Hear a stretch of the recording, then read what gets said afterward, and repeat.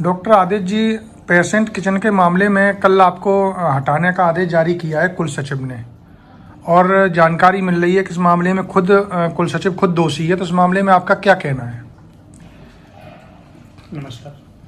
देखिए, जो patient kitchen का जो टेंडर है वो हम प्रभारी या एमएस के हाथ में नहीं है टेंडर देना।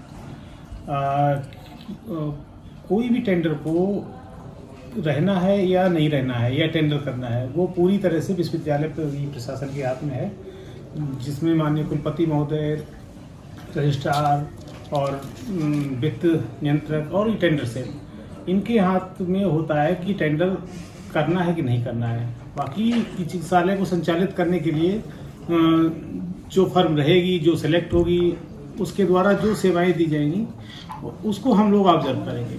बस हमारा ये काम है। तो ये एक जानकारी मिल रही है आपके द्वारा पिछले लगभग 4-5 दिन पूर्व आपके द्वारा ये पेसमेकर संबंधी जो जांच थी उसमें ये दोषी पाए गए डॉक्टर समीर सर्राफ। कई लोग उसमें दोषी हैं जिनके खिलाफ मुकदमा दर्ज करने के लिए आपने जो है तहरीर थाना सैफई में दी थी। कहीं क्या ये उस तहरीर का असर तो नहीं है जिसकी वजह से आपको अकेला ये बलि का बकरा बना रहे हों?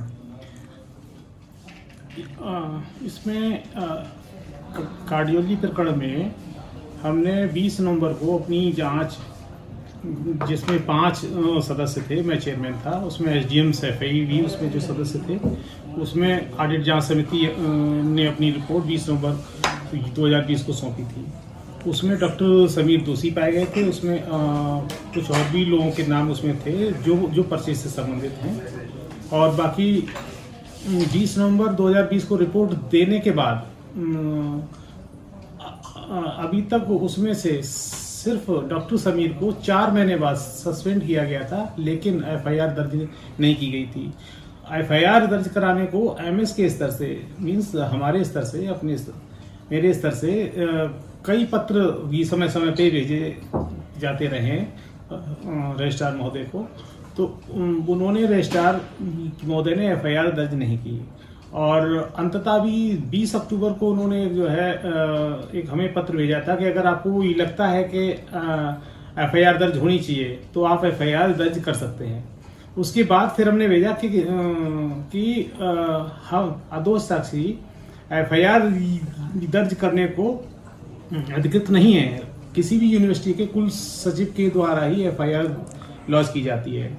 उसके बाद उनसे वार्ता की तो उन्होंने कहा कि नहीं आप जो है एफआईआर लॉन्च करा सकते हैं। उसी के क्रम में हमने अपने ऑफिस से 24 को हमने एफआईआर का जो ड्राफ्ट किया और जो है वो कल हमने जो है ये रिसीव हो गई। तो क्या कहीं ऐसा नहीं लग रहा है कि कुल सचिव द्वारा डॉक्टर समीर सर्राफ को बचाने का प्रयास किया जा रहा है? पूर्व में भी जानकारी ये मिल रही है जिस आदमी के खिलाफ जो दोषी हो जाता है उसको कुल सचिव द्वारा विदेश यात्रा की अनुमति दी गई है। तो क्या ये नियम विरुद्ध नहीं है? क्या ये बिल्कुल सही। इसमें ये भी आया था संज्ञान में कि जो डॉक्टर समीर साहब को 2 साल में कई बार विदेश यात्राएं कराई गई, जिनको कुल सचिव महोदय ने अनुमोदन दिया। और इसके अतिरिक्त जो परचेज जो होता है उसमें भी 1 से 1.5 साल का सामान होने के बावजूद भी डॉक्टर समीर ने जो सामान भेजा तो उसमें उसको जो है परचेज किया गया, जिसके पेमेंट को कुल सचिव महोदय ने, जिसके पेमेंट को कुलपति महोदय पूर्व डॉक्टर राजकुमार जी ने रोक लगा दी थी। उनके मना करने के बावजूद भी परचेज के ऑर्डर हो गए थे और वो सामान आज भी स्टोर में अवेलेबल है। उसमें से कुछ एक्सपायर हो गया है और कुछ होने वाला है। इसके अतिरिक्त हमने वित्त नियंत्रक महोदय को भी पिछले माह नवंबर में अपना ये पत्र भेजा था, जिसमें ये कहा था कि जो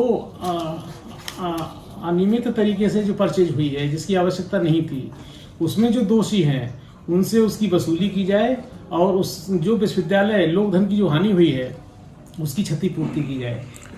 इसमें ये डॉक्टर समीर सर्राफ द्वारा लगभग कितने मरीजों को नकली पेसमेकर लगाया गया? कितने लोगों की जान संकट में बनी हुई है नकली पेसमेकर की वजह से?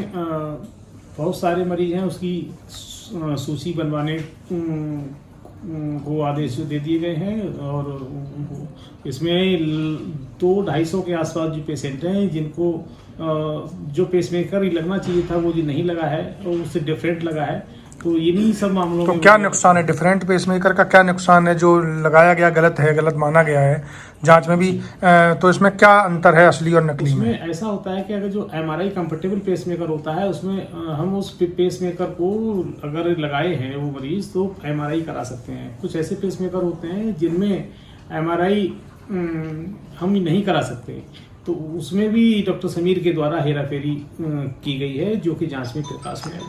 जांच आपके द्वारा नवंबर में दे दी गई, विश्वविद्यालय प्रशासन को आपके द्वारा नवंबर में जांच दे दी गई, जांच रिपोर्ट दे दी गई, समीर सर्राफ दोषी पाए गए और भी अधिकारी कई दोषी पाए गए, लेकिन कार्रवाई ये अभी तक क्यों नहीं हो पाई?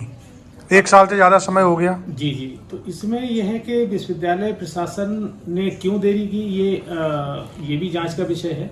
और हमारे द्वारा लगातार महीने 2 महीने के अंतर पे रेगुलर जो है पत्र भेजे जा चुके हैं, और कुल सचिव महोदय को, कुलपति महोदय को भी, और उनके द्वारा क्यों नहीं की गई ये उनसे आप जी पूछ सकते हैं। शासन ने 14 लोगों को दोषी ठहराया है पेशेंट किचन के मामले में, जो है खाने की क्वालिटी के मामले में।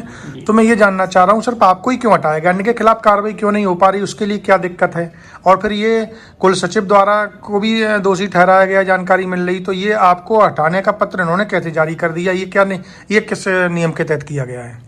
अब ये तो आप उनसे पूछ सकते हैं कि जो है कि जो विश्वविद्यालय प्रशासन से कि जो है कि जो 14 लोग हैं उसमें से एक कोई निशाना क्यों बनाया गया है। हो सकता है कि इसका संबंध जो हमने एफआईआर को जो पत्र भेजा है कार्डियोलॉजी प्रकरण में उसमें कुछ अधिकारी संलिप्त हैं, उसकी वजह से हमको की निशाना बनाया गया है। उसका ये अहम कारण हमारे संज्ञान में आया है। तो ये टेंडर जो है किसका चल रहा है और कब से ये जो है ये टेंडर प्रक्रिया जो है, जो खाना का जो काम कंपनी देख रही है, ये कंपनी कब से है और क्या और किस किस अधिकारी के द्वारा ये टेंडर प्रक्रिया की जाती थी? कौन असली रूप से इसका जिम्मेदार कौन है? आपकी कितनी जिम्मेदारी बन रही है इसमें? ये 2006 से ये फर्म जो काम कर रही है, और जो है बीच बीच में हम जब प्रभारी थे इधर, अभी 3.5 साल से डॉक्टर आई के शर्मा पेशेंट किचन का प्रभार देख रहे हैं, और समय समय पर मेरे द्वारा भी पत्र प्रेषित किए गए हैं और ये टेंडर होने के संबंध में, और बाकी टेंडर को करना या बनाए रखना ये पूर्णतः विश्वविद्यालय प्रशासन, जिसमें माननीय कुलपति महोदय, कुल सचिव महोदय, वित्त नियंत्रक और टेंडर सेल, इनका जो काम है। बाकी जो फर्म सिलेक्ट होगी, जो अधिकृत होगी, जो विश्वविद्यालय जिसको कहेगा, उसकी की जो आहार सेवाएं हैं उसकी मॉनिटरिंग करना सिर्फ एमएस और प्रभारी का काम है। तो आपका इसमें क्या दोष बताया इन लोगों ने? आपको जो पत्र जारी किया है आपको हटाने के लिए, तो आपसे आपका मतलब इसमें कितना दोष है किचन जो है पेशेंट के मामले में? हमसे पूछा जाए तो हम जो बताएं, हमें तो इसमें हमारा कोई दोष प्रतीत नहीं होता। आपका कोई दोष प्रतीत? हमारा इसमें कोई दोष नहीं। एफआईआर जो दी है थाने में आपने, तो उस पर क्या कार्रवाई अब तक हुई? इसमें एफआईआर की प्रति जो भेज दी गई है, और उसके बाद ये एफआईआर लॉन्च हो जाएगी। उसके बाद में इसमें जांच होगी, जो संबंधित होगी उनके खिलाफ जो एफआईआर। नवंबर में आपके द्वारा ये नकली पेसमेकर के मामले में नवंबर में आपके द्वारा जांच की गई थी। उसके बाद जानकारी मिल रही है कि एक अन्य कमेटी द्वारा भी जो जांच की गई, जिसमें आई के शर्मा कमेटी के अध्यक्ष थे, और उसमें क्या कार्रवाई, उसमें क्या जांच हुई? जांच अधिकारी के तौर से डॉक्टर आई के शर्मा को कार्डियोलॉजी प्रकरण में नामित किया गया था, और वो भी अपनी रिपोर्ट अब से 3 महीने से अधिक हो चुके हैं, पहले विश्वविद्यालय प्रशासन को सबमिट कर चुके हैं, लेकिन अभी तक उस पर कोई संज्ञान नहीं लिया गया है विश्वविद्यालय प्रशासन के द्वारा। और नियमता ये होना चाहिए कि अगर जो है कोई भी जांच सबमिट हो जाती है तो उसके सबमिट होने के बाद में कार्रवाई तत्काल कर देना चाहिए। तो आपको क्या लग रहा है कि इसमें कई कई बड़े अधिकारियों की गर्दन फंसती दिखाई दे रही है, इसलिए इस प्रकरण को दबा करके आपके ऊपर निशाना साधा गया है? आपके खिलाफ ये कार्रवाई की गई है कि आप इस प्रकरण को दबाने की बजाय आप इस पर कार्रवाई चाह रहे हैं? मरीजों के साथ जो अन्याय हुआ है, मरीजों की जो जान जोखिम में डाली गई है, और क्या इसलिए आपको निशाना बनाया जा रहा है? ऐसा ही प्रतीत होता है, क्योंकि हमने जो बहुत ही महत्वपूर्ण जो जनहित से संबंधित मामला है कार्डियोलॉजी प्रकरण, उसकी 5 सदस्यीय समिति का मैं चेयरमैन था, उसकी मैंने जांच की थी, ईमानदारी से उनकी जांच की, सबमिट किया।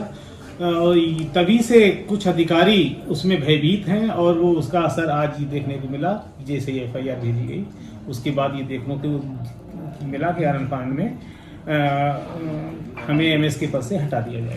तो अब आपकी आगे की क्या योजना है? आपको हटाया गया है, हटाने का आदेश जारी किया गया, अब आप आगे क्या आप कराएंगे इनके लिए? माननीय कुलाधिपति महोदय को हमने अपनी अपील भेजी है।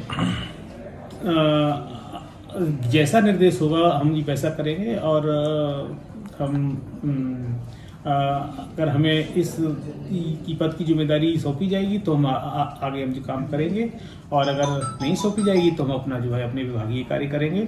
और माननीय कुलाधिपति महोदय को एक हमने अपील भेजी है।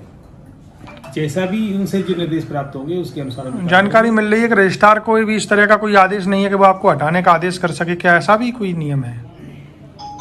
हाँ, कुल सचिव महोदय को ये नहीं है कि वो हमें हटाएं, क्योंकि हमारा जो रेगुलर BC है उन्होंने हमको अपॉइंट किया था। उसके बाद उन्होंने EC से भी, एग्जीक्यूटिव कमेटी जो होती है यूनिवर्सिटी की, उससे उन्होंने पास कराया था। उसके बाद में हमको इस पद पर जो है बनाए रखा, और बाकी जो रेगुलर BC आएंगे वो हमको हटा सकते हैं, और या हमें बनाए रखना चाहते हैं तो हम अपनी सेवाएं देंगे।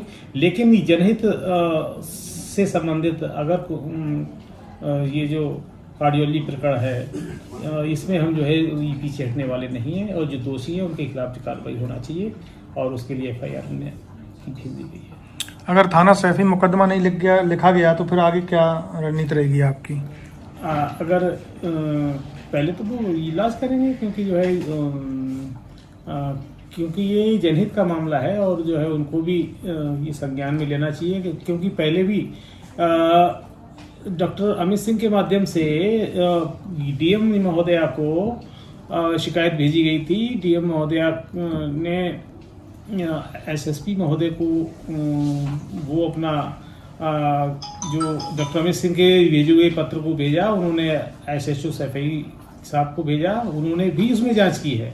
वो जांच भी जो है SSP साहब से होती हुई DM महोदया के पास में जो ये पहुंचेगी, तो वो DM महोदया और SSP महोदय भी FIR के आदेश कर सकते हैं, क्योंकि पूरा प्रकरण उस माध्यम से भी पूरा संज्ञान में है।